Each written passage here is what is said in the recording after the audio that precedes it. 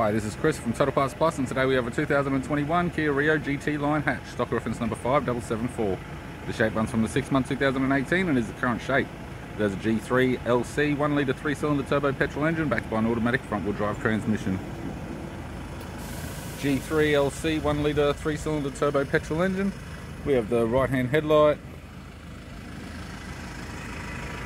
left power door mirror, left rear door has no damage, left rear 17-inch factory alloy mag with a good tyre, left tail light, left tailgate garnish, tidy rear bumper cover, tailgate has no damage, right hand tailgate garnish, right hand tail light, right rear 17-inch factory alloy mag with a good tyre, right hand side skirt, both right hand doors have no damage, right power door mirror, and a right front 17-inch factory alloy mag with a good tyre. With the driver's side door trim, power window master switch. This vehicle is fitted with black leather interior, automatic type console, automatic gear shifter, climate control, heater controls, touchscreen media player, interior mirror, courtesy lamp, left sun visor, right sun visor, instrument cluster, and a tidy 3-spoke leather steering wheel with cruise audio and phone buttons.